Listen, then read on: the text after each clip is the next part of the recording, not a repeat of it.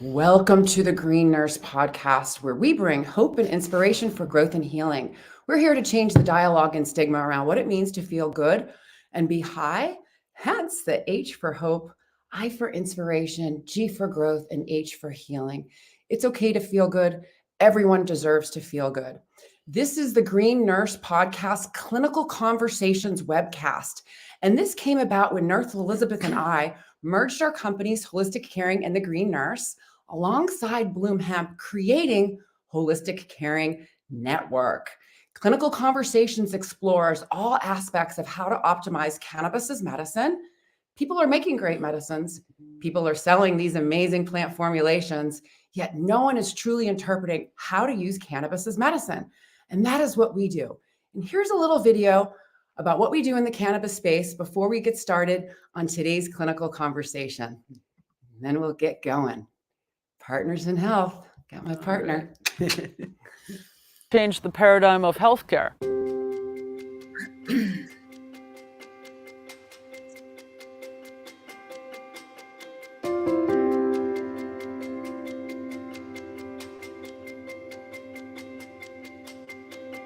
The Green Nurse is a holistic cannabis nurse that teaches on the endocannabinoid system and the safe utilization of cannabis and other progressive tools to help people reach a better quality of life. I'm the founder of Holistic Caring. We're based here in California, and we do educational programs and case management for patients on how to use cannabis therapeutically as a medicine. We're also here to decrease stigma around what it means to feel good and be high, hence the H for hope, I for inspiration, G for growth, and H for healing. As the founder of Holistic Caring, I basically oversee the whole ship, and what we're doing is progressive education. Cannabis actually supports all 11 organ systems, our immune system, and all the neurotransmitter signaling systems that give messages to tell our body to either do something or not do something. Because the plant was prohibited, it prevented health professionals, doctors and nurses from learning about cannabis as medicine. I want to change the paradigm of healthcare, and us paving the way into a new vanguard of medicine. It's about education, it's about empowerment, it's about teaching people how to feel good, bridging the gap from what they're not getting from traditional medicine, utilizing different plant medicines, adaptogens, tips, tricks, hugs, and nugs of information to support and nourish the most important system in our body. And it's a lot of soul work, a lot of love, a lot of discipline, and meditation. I'm using my life work as a testimony to others to learn how they can be their own hero and then go help heal the world. And we are, as nurses, the game changers.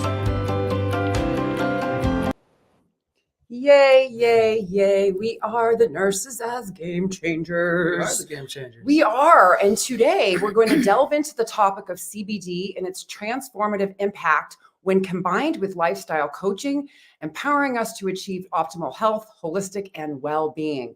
CBD plus minor cannabinoids offer a very wide range of benefits, including antioxidant and preventative properties, aiding in recovery, reducing stress, promoting better sleep, and supporting metabolic and cardiovascular health. But before we get started on our presentation, we have a special message from our sponsor. And Elisabeth, I'm just going to pull up a little graphic and have you plug away. Okay. Well, our sponsor today is Bloom Hemp. So Bloom Hemp CBD is a woman and nurse-owned national hemp CBD supplier, leading with quality, value, safety, and patient-centered care. Bloom Hemp is headquartered in the mountains of Colorado, and it's beautiful there. But they have USDA organic hemp CBD that is tested for potency and purity, cannabinoid profiles, terpenes, and all of the contaminants, so that we make sure that it's potent and pure. Bloom Hemp is proud to offer a free nurse line, one of the only CBD suppliers. So call 970-404-HOPE. 4673 and ask your questions about how CBD works in the body and how you might get started on a plan for you. So you can also use the coupon Green Nurse for 10% off your order at Bloom Hemp and get free shipping. So call today and get connected with Bloom.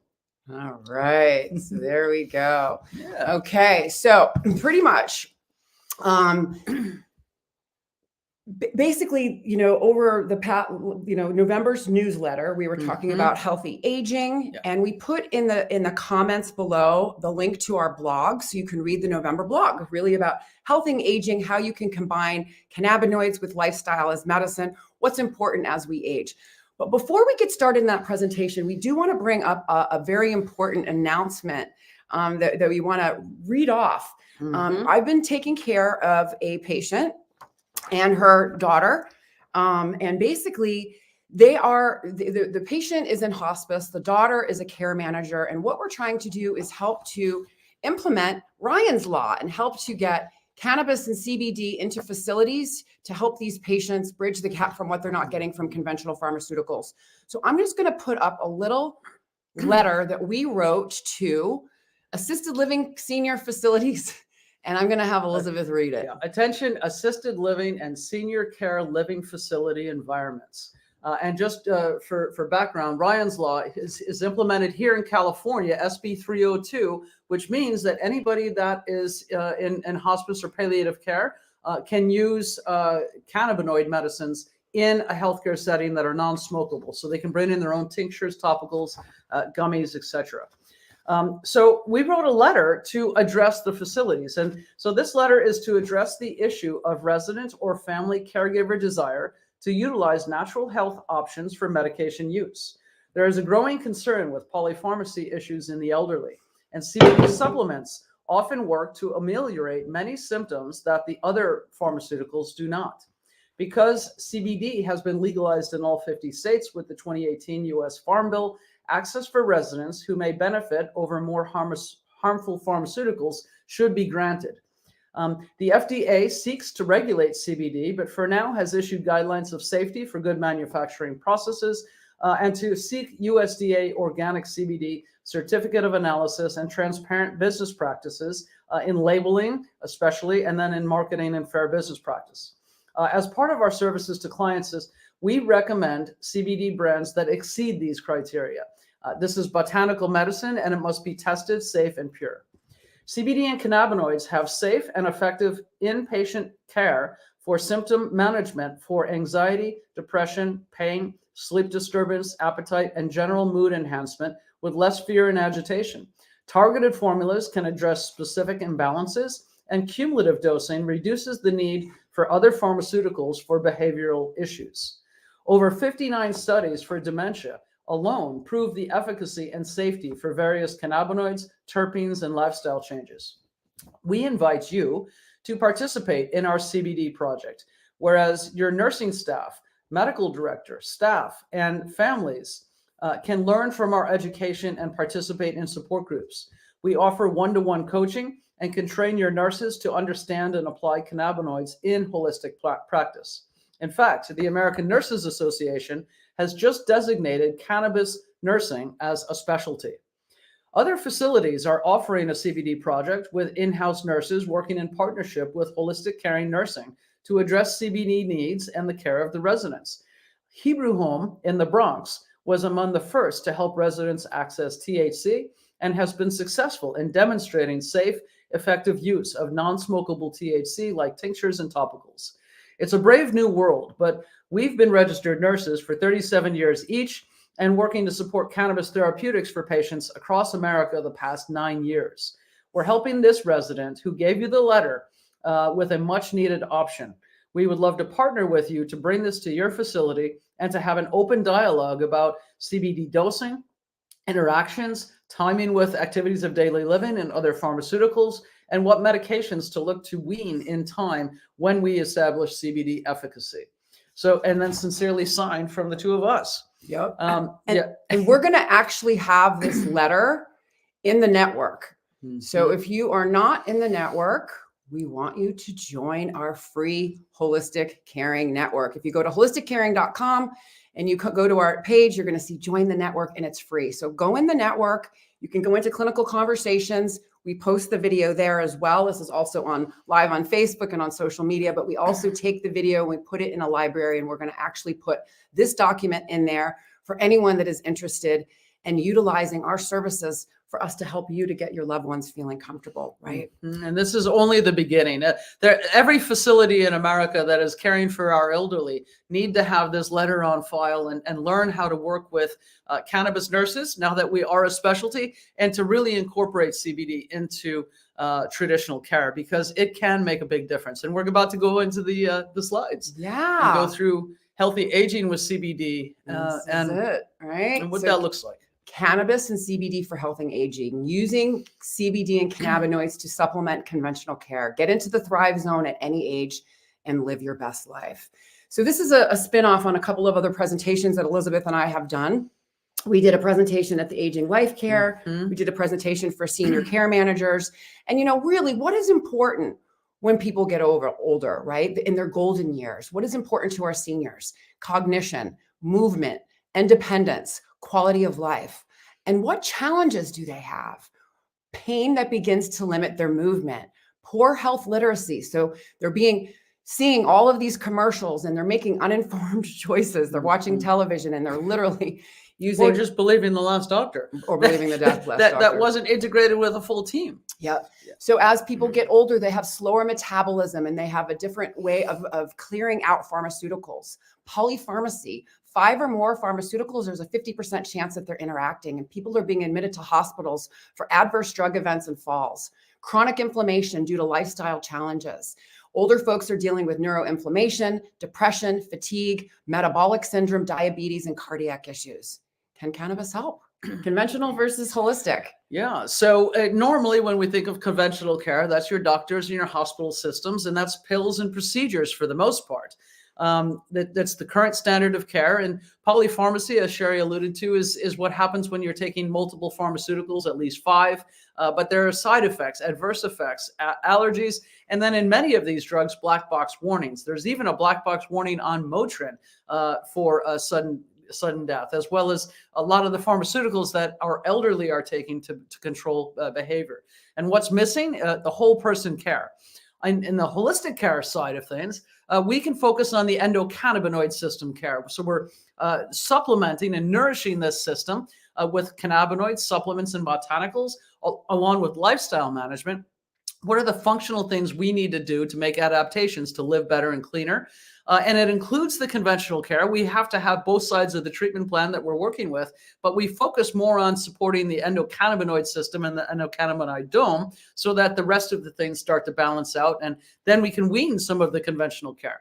And then both, which is what we practice, combined care, right? So personalized care, empowering the patients, fostering the biopsychosocial spiritual healing, and maximizing the benefits and minimizing the harms associated with any one of these treatment plans. Yep. Cannabis and healthy aging. Can cannabis help? Absolutely. It can totally bridge the gap from what pharmaceuticals don't provide. Pharmaceuticals actually work better at lower doses. We've seen this over and over again. We've seen decreased side effects due to lower doses. And we're going to talk about the pleiotropic nature of cannabinoids and how it works on multiple systems all at the same time. We see decreased symptoms and improved quality of life. Cannabinoids can slow down neurodegeneration, acts as a neuroprotectant to protect brain cells, as an antioxidant protecting from oxidative stress. I want you to think of cells rusting, right? So cannabinoids can protect your cells from rusting. Anti-inflammatory, decreasing systemic inflammation throughout the entire body. Promoting neurogenesis, which is making new neurons in the brain in particular. How interesting is that? And preclinical research at the Salk Institute shows that THC may erode amyloid plaques, slowing progression of Alzheimer's dementia. And clinically, as nurses, that's what we're seeing. We're seeing that. Right. And so I love this Elisabeth is my little researcher. Yeah, I love to talk about She this. does. So let's go through, the benefits of CBD. So this is the evidence of the pleiotropic nature of cannabinoids and how it's not just targeting one or two different things, but the whole gamut of conditions that conventional medicine is treating. Right. And if you look at this, I got my glasses on, but it's still low. It's a little, but when you want to speak well, to when people say that there isn't any research, Yeah. I say, I'm sorry, but there is clinical evidence using CBD for these conditions. I pull up this slide, and this slide here, I'm not going to click it. They're all live links. Yeah. So each of these links opens up to research to be able to substantiate, cannabis for a canker sore, or cannabis for chronic kidney disease, or cannabis for Crohn's disease, in particular, this cannabinoid CBD. So CBD is a multi-target molecule that binds with numerous cell receptors throughout the body. It works on over 70 targets in the body, thus, directly and indirectly initiating these complex biological changes in the body and emotions. And what's important about CBD is that in 2018, right, the FDA approved CBD in the form of Epidiolex, which is a pharmaceutical version of CBD for the treatment of rare pediatric seizures. So I keep waiting for folks the neurology to be using this for more conditions, but it's very expensive. It's very expensive. Epidiolex is over $3,000 a month. So and THC is the next slide. Is the next one. THC is also a multi-target molecule that actually binds with numerous cell receptors, CB1 and CB2 directly, which we're going to get into in a moment. That it basically helps initiate complex biological changes in the body, mind, and the emotions. And when we think of THC, we think of something to help us with pain directly, spasms.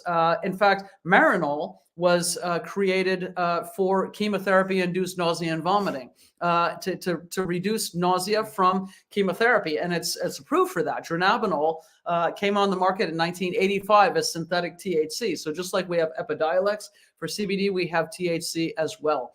But really, when we're thinking about spasms, pain, appetite, nausea, and then so many other things, when we talk about cancer and the preclinical evidence that we're seeing on how THC can kill cancer cells. But we know it also works for palliation of that, right? Helping somebody eat, sleep, and relax, forget, and protect. Relax, forget, and protect, which we're going to see on the next slides as well. Yeah. So for older folks. Yeah, I want to talk about this one because I love Stacy Gruber. She's working at the McLean Hospital outside Harvard and working with older adults that are going through the Mind Institute. So marijuana investigations for neuroscientific discovery. And what she's doing with her team is mapping out brain changes for these older adults that are using cannabis. And so after 3 months of medical marijuana use, leading to activation in the cingulate cortex, an area in the brain involved with pain, attention, distractions, and problem solving, was sharpened, right? And then the neuroimaging are also revealing changes in the brain as the cognitive skills improve. So they're gauging interactions with these patients on the subjective level. What are we seeing in functional change? And then objectively with the brain. They're seeing things crisp up and look more healthy. And so one of the things that she said is it because people feel less pain, sleep better, or use fewer medications like opiates and benzodiazepines that are affecting their thinking and memory? Or is it a direct effect from the cannabis? We don't know yet. And so we're waiting for her to continuously publish more studies out of this. But it is the objective, subjective. How is this working in improvements to the seniors as well as imaging to the brain? And when we start to discuss more about the pleiotropic nature of cannabinoids, I bet your hypothesis will be the same as yours, that the cannabis did make a significant difference. Yes. Right. And this is important too. So think about all of these old folks. Many seniors are taking antidepressants, Celexa, Prozac, Paxil, Zoloft, Effexor, Wellbutrin, and then think of the antipsychotics that they're putting them on, the side effects, the adverse effects, drug nutrient depletion. What's really important about a lot of these pharmaceuticals is, diet. As people get older, your caloric requirements decrease, but your nutritional requirements remain the same. And so all of these older folks, if you're feeding them pharmaceuticals that are depleting their body of vitamins, particularly B vitamins, I can see why we're having an issue with their behavior, because B vitamins bathe the central nervous system. Very, very important. So CBD has a very positive effect on depression. When ingested, the CBD compound directly interacts with serotonin and dopamine receptors, influencing brain activity and the release of serotonin and dopamine throughout the body. And CBD can protect the brain in multiple different ways by decreasing inflammation. Inflammation is necessary for survival. However, too much inflammation can cause damage. So CBD can regulate the number of immune cells sent out to attack pathogens. So it can modulate the inflammatory response. CBD acts as an antioxidant to prevent and handle toxicity in the brain, allowing for less overstimulation and more functional communication. So just imagine antioxidant. You peel 2 apples. One apple you leave open to air, the other one you cover with lemon juice. Lemon juice is an antioxidant. You come back in an hour, the one that has been open to air will be brown. The one that is been covered with the lemon juice will be protected and pristine. That is the antioxidant effect. So just imagine that's what's happening in the brain. We're protecting our brain cells. And then cell growth. CBD has been shown to promote hippocampus neurogenesis, so actually producing new brain cells, which means it helps the cells in the hippocampus grow. And this can also contribute to the antidepressant effect of CBD. Very, very powerful. And memory improvements. Memory improvements, exactly. So we decrease inflammation, we protect the cells, we improve cell growth, and then you're going to see better outcomes for patients.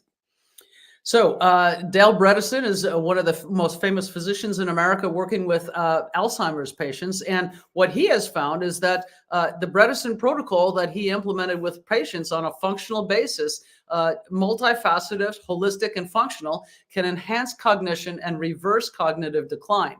So the protocol emphasizes nutrition, and treating metabolic syndrome, which we know is causative of dementia.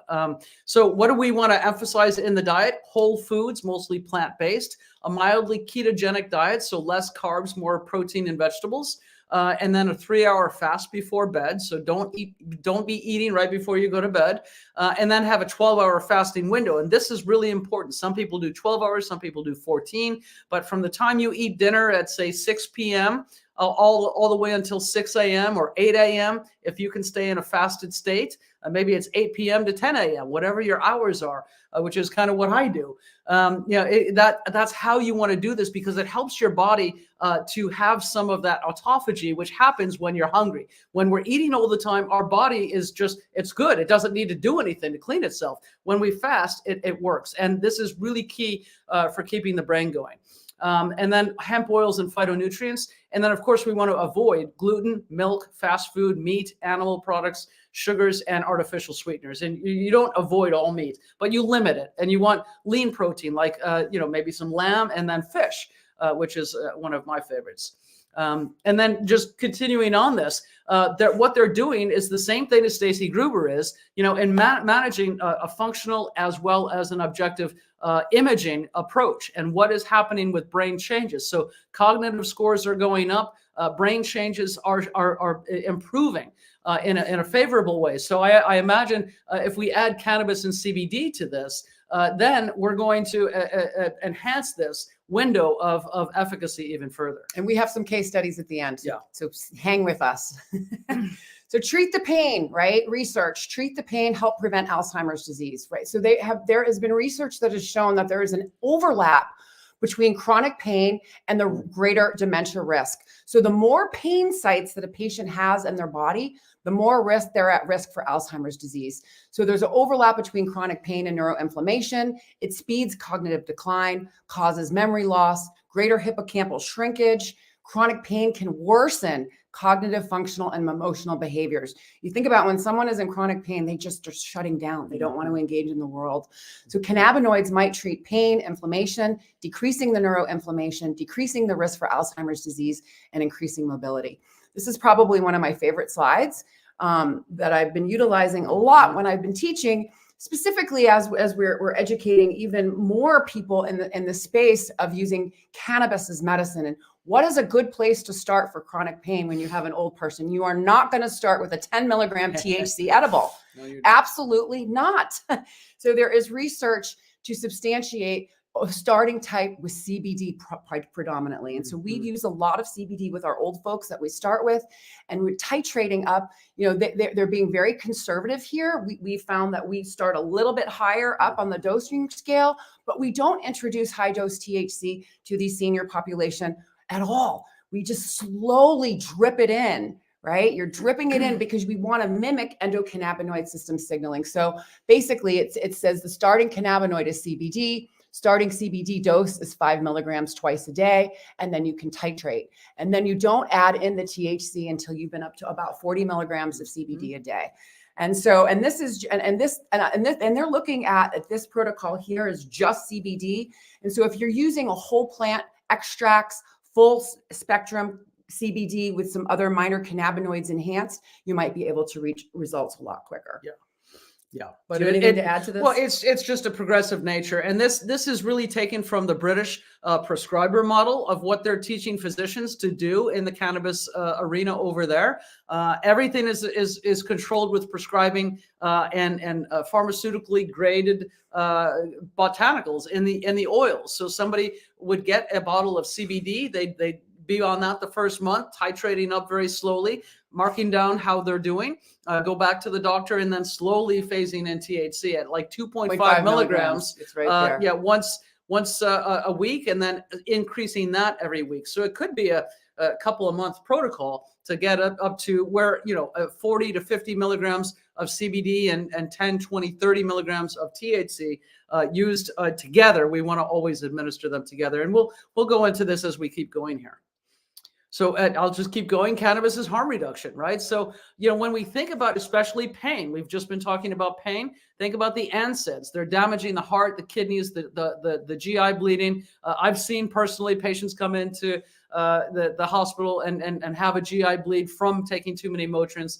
The hypnotics and benzodiazepines they're taking for sleep, they're in too much pain to sleep, and now that they have memory issues, sedation, and potential for falls. And then opiates, we know, constipation, brain fog, they're addictive, and they affect brain chemistry, but they also affect brain changes. There are long-term use of opiates causing changes to the prefrontal cortex and the medial temporal lobes. So brain changes that are affecting thinking, executive planning, organization, how you show up in the world, and if you think, Peter Greenspoon, who's one of the famous cannabis physicians in Harvard and Boston area, it makes sense to try cannabis when you consider the track record of other medications older adults take, especially for pain, sleep, and anxiety, which is what we're talking about here. Because the pharmaceuticals, and these add up. Think about the patients right now that are on NSAIDs, hypnotics, benzodiazepines, opioids, and then all the cardiac stuff, and the Coumadin, and the clot preventions, et cetera, and the statins, and then the antidepressants. The list goes on. And so you see why we're so passionate about this, because this is doing harm to our seniors, and we love our elders. Yeah, and at the end of life, it should be your golden years, really. It shouldn't be your putting out fire years. Right. So healthy lungs, don't smoke cigarettes. What about inhaling cannabinoids? So this was part of our newsletter. Mm-hmm. What is generally known is that frequent smoking of marijuana is associated with chronic bronchitis, throat, and bronchial inflammation. While cannabis smoke contains carcinogens, it does not appear that smoking cannabis causes lung cancer. And this is from Carol Boyd, MD, director of the Center for Study of Drugs, Alcohol, Smoking Health at the University of Michigan in Ann Arbor. So cannabis. 4 points. Yeah. Yep. So the big 4 points of this is cannabis has anti-cancer properties, and you don't have to inhale cannabis to use cannabinoids to get the health benefits. So the safe way to inhale, if people want to inhale, is to use a dry herb vaporizer. So buying a dry herb vaporizer that has a specific temperature setting, when you buy the flower, you ground it up, and you put it in the dry herb vaporizer, you set the setting, and you take your inhalation. That is the safest way to do it. The second safest way to do it is with a water bong, I would say. Mm-hmm. The two safest ways. But CBD and THC formulations are dosed in tinctures, capsules, gummies, topicals, and they don't impact lung health at all. I'm not anti-inhalation. However, there are other ways that you can utilize cannabinoids to get the medicine in. There are some older folks that have difficulty eating. And so sometimes what we do is we teach them how to inhale 1 or 2 puffs to decrease the nausea so they can actually get in the capsules and the tinctures. Yeah. So, and these are health tips for November. So we're talking about smoking and lung health, because 400,000 or more patients are dying every year from lung cancer. It really is, from smoking is 400,000 plus, and then 143,000. A lot of people that die of lung cancer didn't smoke. But my father did, which is why I'm always passionate. I lost my father when I was only 24 to smoking. So if you smoke, don't smoke. Go to the smokeout, smokefree.gov, and quit. Yes. And if you need help quitting, we can help you quit. Yeah. There's a lot of different ways that we can help people. Yeah, CBD can actually help with that. Absolutely. And then the other part of health tips for seniors in November really focuses on diabetes. Diabetes is the other leading cause of death and disability, with a new diagnosis every 23 seconds, if you can believe that. 30 million children, 84 million adults are diabetic or at risk. And when not controlled, diabetes can lead to heart disease, kidney disease, vision loss, neuropathy, and amputation. And so according to the American Diabetes Association, a lot of these symptoms are silent, but urinating often, feeling hungry even though you're eating, having extreme fatigue, blurry vision, cuts and bruises that are slow to heal, weight loss, even though you're eating just fine. That is type 1 diabetes and can be diagnosed earlier. And then tingling, pain, or numbness in the hands or feet. Type 2, sometimes that'll be your first sign. I'm having neuropathy because you didn't realize you've been having diabetes for a long time. So basically, we want to use cannabinoids in conjunction with lifestyle medicine, because this diabetes and metabolic syndrome, cardiovascular issues, we need to get people moving, getting them feeling good, getting them less stressed, getting them eating plant-based diets and less carbs, sugar, fats, and starch. So pulling in cannabinoids, CBD, THCV, is a sort of anti-diabetic cannabinoid that is improving insulin sensitivity and lowering blood glucose levels more directly over time. And then CBD and THC plus terpenes can get you moving again by lowering pain. And then same thing, can improve the taste of the vegetables and fruits, enhancing the palate, enhancing the flavors. So have a couple of milligrams of THC and then eat a really wonderful salad constructed with beautiful fresh greens, red peppers, lentils, beets, etc. That's how I retrained my brain. And all of a sudden, that's what I was craving. And the weight fell off. I lost 20 pounds, felt better, and didn't have any more problems. So we teach people how to do that. Yes. Yeah. So the benefits of cannabinoids: physical, mental, emotional, spiritual, pleiotropic. It balances the nervous system, the immune function, and stress hormones. It improves metabolic function. It decreases neuropathy, decreases pain and muscle tension, increases mobility and energy. Mentally, it improves the quality of sleep, promotes the relaxation response and calmness, improves feeling of well-being, decreases fatigue, anxiety, and feelings of isolation, and builds resilience for empowerment. So cultivating our body's ability to rest, repair, resilience, movement, right? We're offering our body an opportunity to truly heal. Mm-hmm. And so the endocannabinoid system, this is probably, these are my favorite slides. You know, why this all works, right? So the endocannabinoid system is the system that makes it all happen. And it is the most important system in the body that they're not teaching that should be taught in school. And nursing is moving forward, cannabis nursing in particular. So the endocannabinoid system, I have an umbrella drawn up just to show the interconnectedness of all of our different systems. So just imagine you're an umbrella. All of the spokes of the umbrella are your different organ systems. The color fabric, the fabric color pieces that attach to the spokes of the umbrella are the different neurotransmitter signaling systems. So the endocannabinoid system blankets on top of the entire umbrella because we have cannabinoid receptors on all of the cell surfaces of all of our organ systems. And we promote and we produce internal endogenous cannabinoids upon demand. So the endocannabinoid system acts like a switchboard, a feedback loop, correcting cell signaling to restore balance. The endocannabinoid system reacts to stress or changes throughout the body, all at the exact same time, triggering a release of endocannabinoids that we make, the anandamide and the 2-AG, to turn up or turn down cell signaling, correcting messaging between cells and all systems. So the goal is homeostasis amongst all body systems. So the endocannabinoid system is a conductor regulating both the fight or flight response and the relaxation response. Guess where we function optimally? The relaxation response. And then we talk a little bit more about the endocannabinoid dome. And the endocannabinoid dome is the larger environment that interacts with the endocannabinoid system. It compromises the lipidome, the microbiome, and we can mediate this multiple different ways. So, and we're going to talk about this in the next couple of slides. How and why cannabis works. So cannabis works because there are cannabinoids. So what is a cannabinoid? It's a molecule that interacts with the endocannabinoid system, right? So we can make them endogenously, our endocannabinoids, that's the anandamide and 2-AG. The phytocannabinoids are all of the cannabinoids the plant cannabis makes. And then synthetic cannabinoids that pharmaceutical companies make, like Marinol and Dronabinol. and sesamet and nabilone. So in 1964, we discovered THC. Raphael Mechoulam, working in Israel together with Lumir Hannes, who is pictured here, they discovered the endocannabinoid system in 1988 because they found the receptors. They put radioactive imaging tied into THC, put it into the body. We light up like a Christmas tree. Wow, what is this? How does it work? And surely we can't just be hardwired for this plant. What do we make endogenously that activates all of these receptors in our entire body?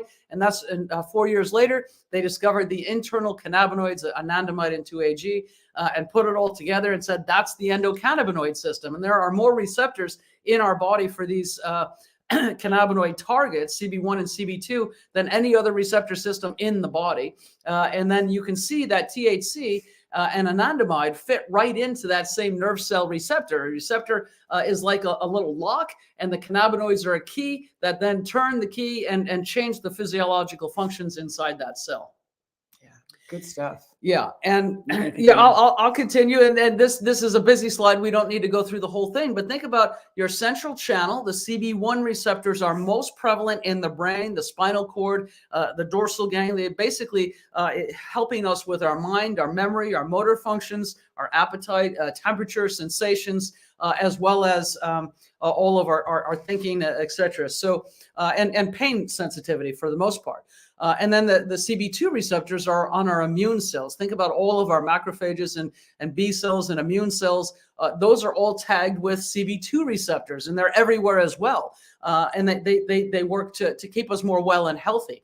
And so the endocannabinoid system is the enzymes that synthesize and create these endocannabinoids and then break them down in microseconds. And then the receptor targets, the CB1, CB2, and then the endocannabinoids. And that all works together like a glove. And this image, and I think the next slide, go to this is a little bit of an image of the retrograde signaling, because most transmission in our body is from presynaptic to postsynaptic, right? So, and energy flows one way.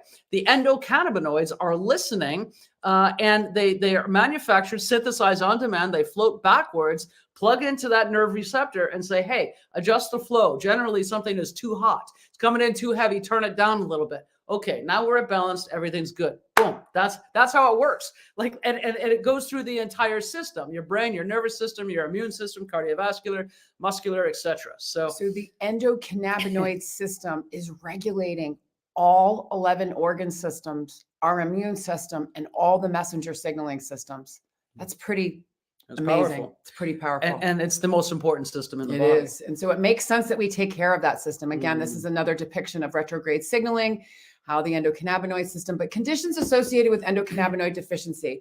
So what happens if we're not making enough of our own internal endogenous cannabinoids, if we're not making enough anandamide or 2-AG? What happens if we don't have enough receptors or too many receptors? Or the receptors are shut down. They recede into the cell membranes and they're not evident because we're not making the endocannabinoids, and we're not making the endocannabinoids because our diets suck. Well, yeah, we'll get into that in a minute. But anyways, these are conditions that are associated with an endocannabinoid deficiency. You can see Alzheimer's, dementia, autoimmune disorders, neurodegenerative disorders, anxiety, depression, insomnia, PTSD, autism, epilepsy, seizure disorders, chronic pain, fibromyalgia, migraines, irritable bowel, Crohn's disease, multiple sclerosis, Parkinson's, obesity, diabetes, Huntington's, Tourette's, ADHD, cachexia, anorexia, cancer, and tumors, and more.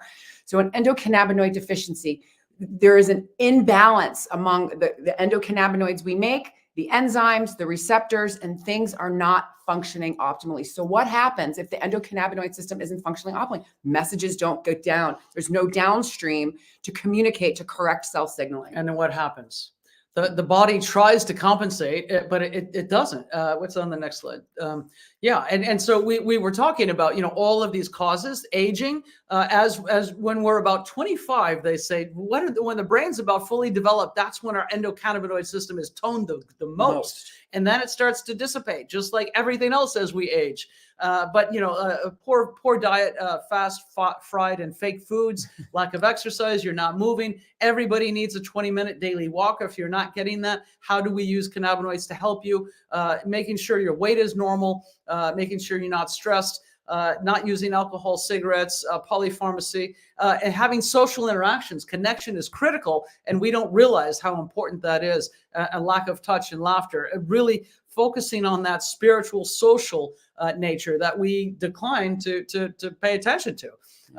And then you support it with food, being medicine, whole foods, movement, exercise, adaptogens, meditation, mind body, massage, acupuncture, essential oils, energy work, limiting alcohol, quitting smoking, having good sleep, prioritizing sleep, having those social connections, laughter and play, and finally cannabis. And oftentimes when we bring cannabis and CBD into the physiology of many of our patients, they start to improve and say these other things start to work because we've put the key into the lock. We are now turning those cells back on, and all of a sudden those downstream errors can start to be repaired and people just work better.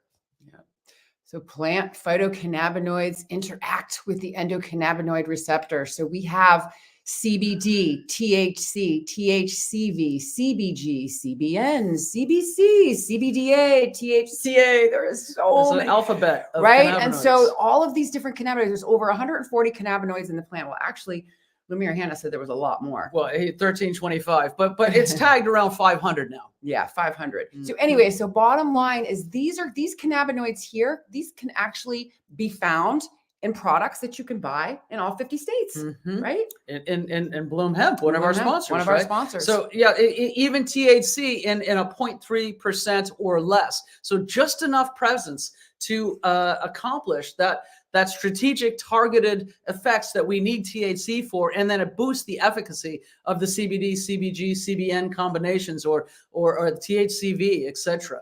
Yeah. So yeah. So plant phytocannabinoids interact with the endocannabinoid receptor, so supporting patients with CBD. So again, what is CBD? CBD is a cannabinoid, and CBD is a cannabinoid that can be found in the cannabis plant or the hemp plant.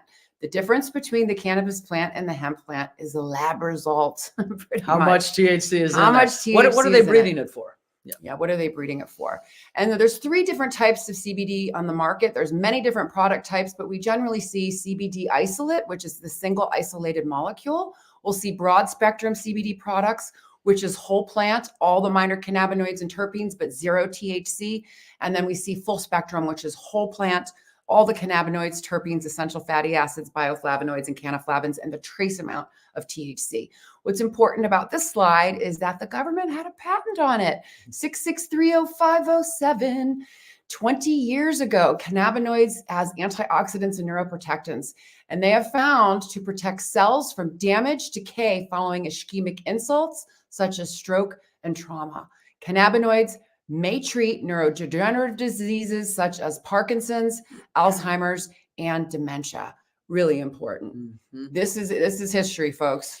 20 years ago. 20 years ago. And here we are. Still sitting here trying to make it work. Yeah. Okay. Well, yeah, it's not all about CBD, although for most people it is for quite a while. But folding in THC is something that a lot of patients need, especially those with chronic pain, arthritis, Crohn's disease, cancer, etc. We do want, in even dementia, we need some presence of THC.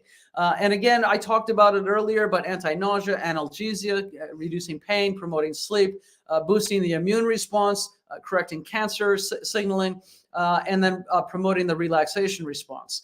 And then CBD targeting about 70 different targets in the body, nudging opiate receptors, serotonin, dopamine, norepinephrine, our HPAX, our hormones, our neurological signaling, GABA, glutamate, balancing out neurochemistry in the brain. You name it, CBD is involved in just about everything. So we use them together. We maximize the benefits and we minimize the harms and any side effects having to do with THC by using CBD together with it. So don't be afraid of THC. Use it in very small doses, 1 to 2 milligrams with CBD. Yep. And CBD is cumulative. So a lot of patients that we work with in particular were like, oh, I tried CBD once and it didn't work. Well, it's cumulative. You need to be using it over time, right? It has the cumulative effect. And mixing and matching, right? There's a lot of different products on the market. And so for the older folks, topicals is a great introduction to cannabis for all. You know, it's a local application to affected areas. There's no systemic effect. It doesn't get into the bloodstream and it acts as a topical anesthetic. Tinctures are great. So CBD dominant for day, 1-to-1 or THC dominant for nighttime, other minor cannabinoids in various formulations and ratios. I think we have a slide on that coming up. Yep. Transdermal patches have longer duration of basal dosing. So they put a patch on and it slowly seeps into the capillaries and gets into the systemic circulation for more continuous acting type of dosing. Sublingual strips under the tongue, very similar to tincture dosing under the tongue. Edibles, microdosing 2 to 5 milligrams using baked goods, capsules, gummies, candies, infused drinks, and even protein drinks, as a matter of fact. Suppositories, rectal or vaginal as needed. And then inhalation using vaporizing cannabis flowers or oil, CBD dominant 1-to-1 blends indica for bedtime. So generally when we're working with older folks, we're mostly working with topicals, tinctures, capsules, and gummies for the most part. And you can just see what's coming to me, how many lectures I've started with cannabis is not one thing. Everybody thinks you need to smoke a joint, and look at what we have. The joint's not even on this page. Yeah, so there's a lot of different ways to use it. And so we can talk about targeting formulas. Yeah, so targeted formulas really means about CBD, CBG, and CBN plus, right? Like, what are these minor cannabinoids? How do they play together to create the entourage effect without THC in exceeding the 0.3% designation that THC is allowed to be in these formulas to be sold nationwide. But what you're able to do with these formulas, and there's terpenes and there's botanicals involved as well. But if you go to bloomhemp.com, you can see some of the different formulas, like in recovery, CBD, CBG, and ginger, turmeric, and bioperine and pepper. So a nice anti-inflammatory. Calming can be CBD, CBN, lemon balm, hops, and other things that are going to help you relax and sleep. Lavender, yep. Digestion, CBD, CBG, both activating CB2, and then fennel, coriander, and ginger. The focus is CBD, CBG, and THCV. So this is going to be paired with lion's mane, reishi, and yerba mate to give you improved focus, energy, concentration, stamina, and a reduction in appetite, which is important for a lot of people to stop some of that mindless eating. And then Trilogy, which is the blockbuster 3,000 milligrams, 1,000 of CBD, 1,000 of CBG, and 1,000 of CBN in equal proportion, together with astragalus, oregano oil, cinnamon, and beta-caryophyllene in a big portion at 500 milligrams there. So this is a powerhouse. And then we've got full spectrum natural and citrus, along with broad spectrum, just regular THC free, the Fundamentals brand that is, so as you can see here, CBD, CBG, CBN plus shows up in this kind of a lineup to give you symptom-targeted resolutions. And all of these formulas here have the trace amount of THC that is necessary to activate the CB1 and CB2 receptors. Yeah. So and what they do then is create the entourage effect. And I don't think I've said that directly, but the entourage effect is where the whole of the plant is better than the sum of the individual parts. So in other words, we can have each one of these cannabinoids in isolation, or we can put them together and listen to the symphony, play all together, the harmony of synergistic effects. Now we can really get from A to Z much quicker. Yep.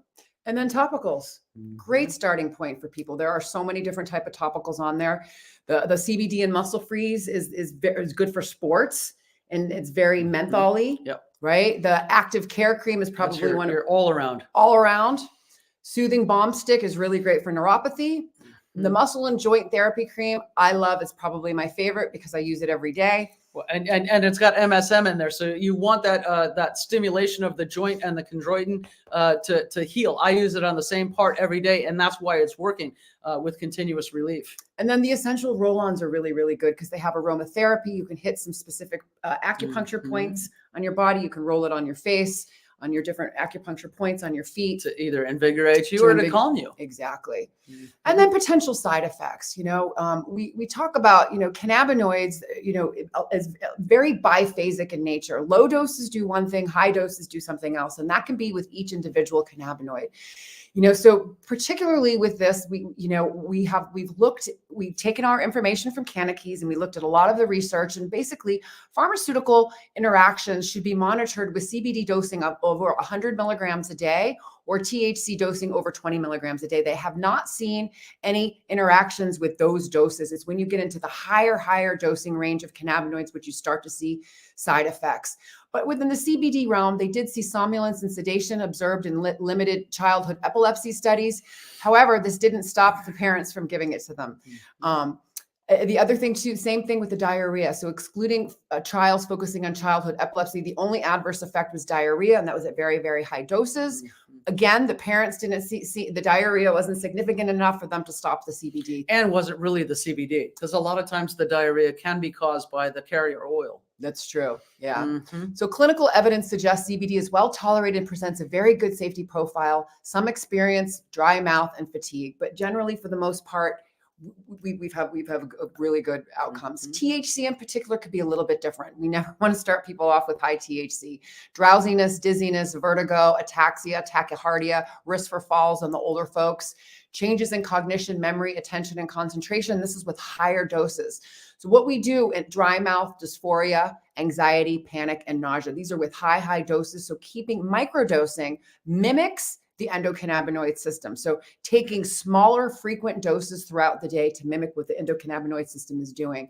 The other thing about side effects versus effect is I always like people to remember that the side effect may be the effect that a patient is looking for. So for example, if a patient with ALS welcomes dry mouth because they're drooling, the patient with glaucoma welcomes the red eyes because it shows that the eye pressure is lowering. It's the vasodilatory effect of the cannabinoids.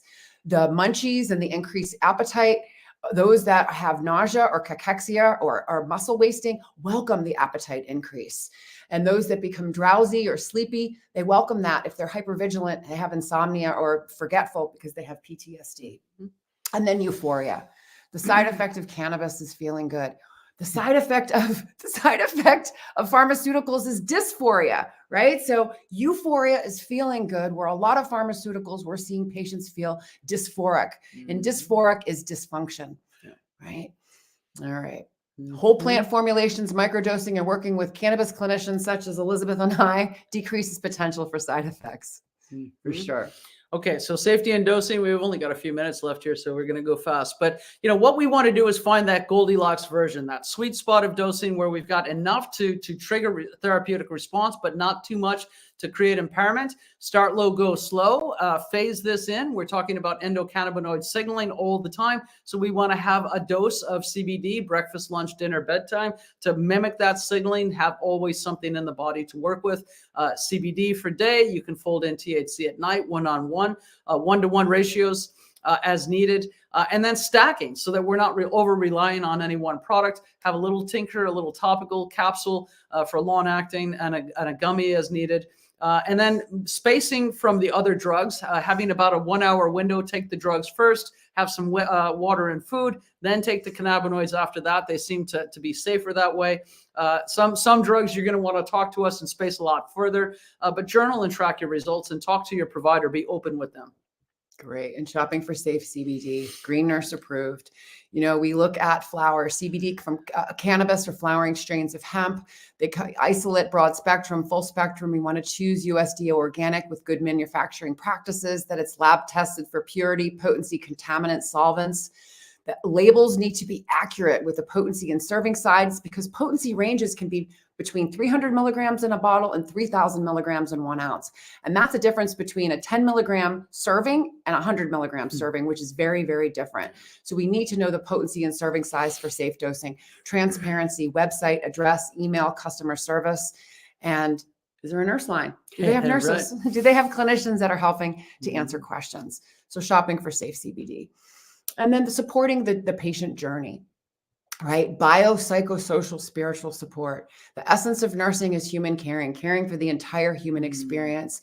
And cannabinoids allow us the opportunity to do that with patients, and really allows us to teach patients about their smart body. Oftentimes they've been ignoring their mind, body, and spirit because they're just in auto mode. Yeah. Yeah. Anything to add to this one?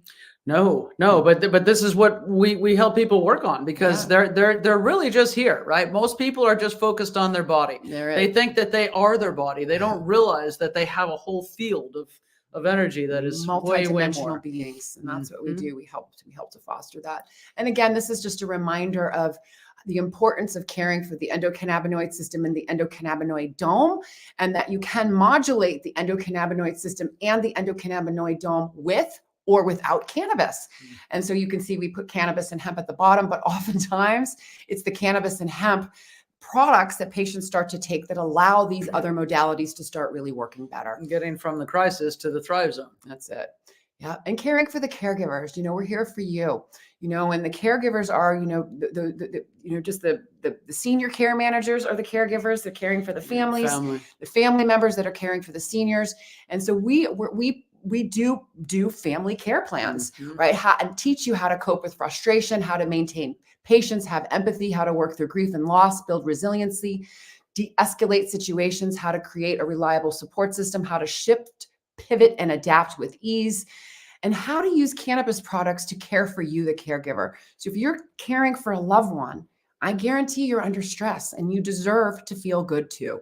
And we can help you. Case study. Okay, so Sandy was a patient that came to me a few months ago with fibromyalgia and insomnia. Most 70-plus-year-old women have some degree of this. Unable to get good quality sleep, struggling with her mornings. She was working part-time at the zoo and having the morning walks and wanted to be able to do that with vigor still, right? But she was pain and stiff all the time and she wasn't sleeping. So we used CBD, CBN, CBG, so some of the Bloom products, recovery and calming, and then a CBD capsule every day, which I think is critical to her. And then going to the dispensary and she had some gummies that we tried for a while, hit and miss, and then found a THC tincture that we paired together with the calming tincture. So CBD, CBN, and then a few drops of THC, which we can go up and down with depending on what she needs. But it ended up having a wonderful experience. She's sleeping better. She's more energized and feels like she has a restored life. Also had her thyroid checked along the way. And the doctor wanted to give her more sedatives for sleep. She didn't take any of those, but he was changing all these variables at the same time. I'm like, sit with the new thyroid, just taking Synthroid again and getting her thyroid back into balance and allowing the CBD to nuance that rather than going to more pills for other things that she didn't need. We were able to just completely avoid those. And so she's very surprised at this restored life. Good one. Yeah. And then these are 3 other case studies. We don't have very much time, but we've coached thousands of people to success. And these are some of my 3 favorite stories. The first one is Marta. She's over on the left. She was a hospice patient with stage 4 pancreatic cancer, only weeks to live. After 5 months of taking low-dose cannabis for end-of-life care, the cancer was gone. Cannabis saved her life and changed her journey from death and dying to alive and thriving.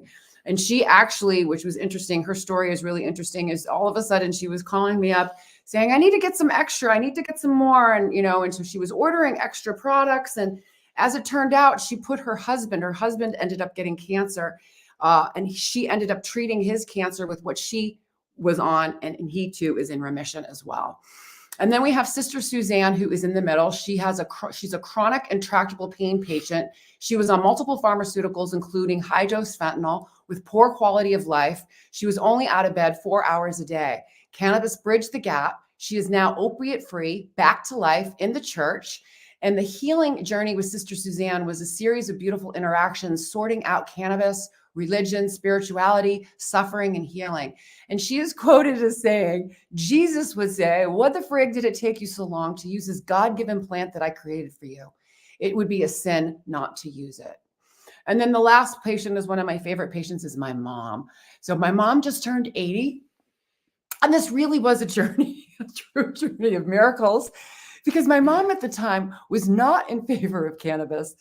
She was very Catholic, very Irish, very judgmental. I love you, Mom. But she literally blocked me on Facebook and wrote me out of her will when I started using cannabis as medicine. It was Sister Suzanne's story on our podcast that she heard.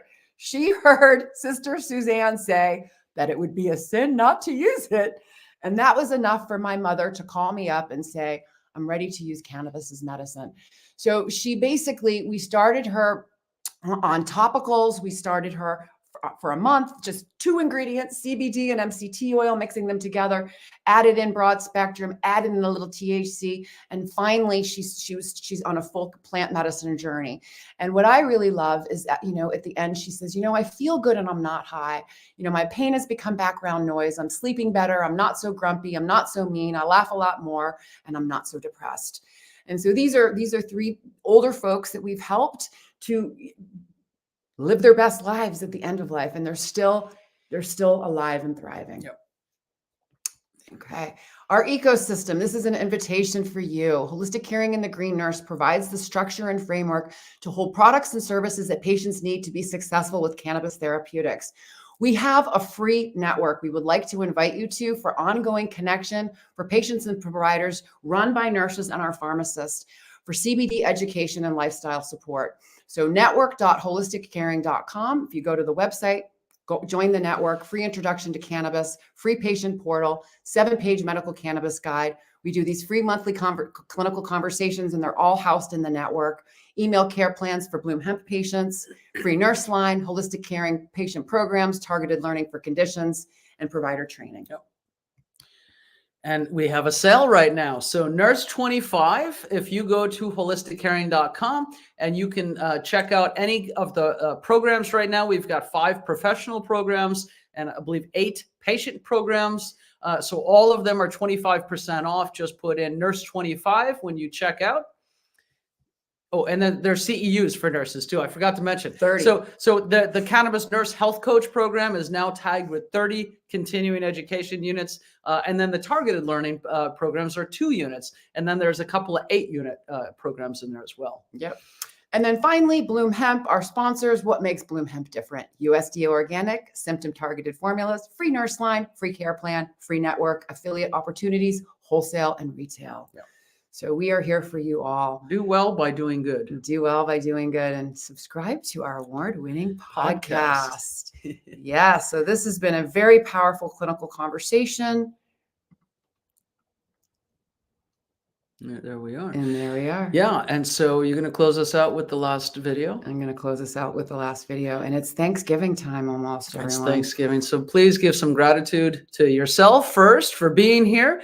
Thank you. We are grateful for you, and then go make a difference in somebody else's life and share this good news. Share this good news. Remember, it's all about living your best life and helping others do the same. Thank you for joining us. God bless.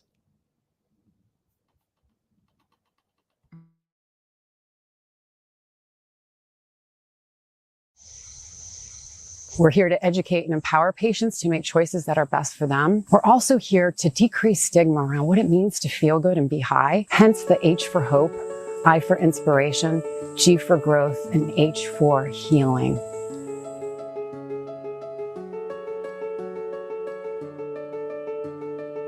The Green Nurse is a holistic cannabis nurse that teaches on the endocannabinoid system and the safe utilization of cannabis and other progressive tools to help people reach a better quality of life. I was cannabis agnostic for many, many years. And the more research I did, the more I discovered that cannabis is this amazing medicine. I was told that I had a 4-stage pancreatic cancer. The doctor really told me he couldn't do anything else. He gave me her name and she called me and she came to my house. She started to give me cannabis. My oncologist was puzzled because he couldn't find the cancer anymore. All of the learning that we get comes from the Green Nurses Group, comes from their support, comes from their guidance. I trust everything that she says. Simply meet people where they're at. The plant doesn't, stress to grow, so we don't stress to share it. We're healing people. Cannabis has been used as a medicine for tens upon thousands of years. Here's the big message. Cannabis needs to be federally legal. We need to have laws that are the same across all 50 states that allow access to anyone and everyone who wants to utilize this powerful medicine.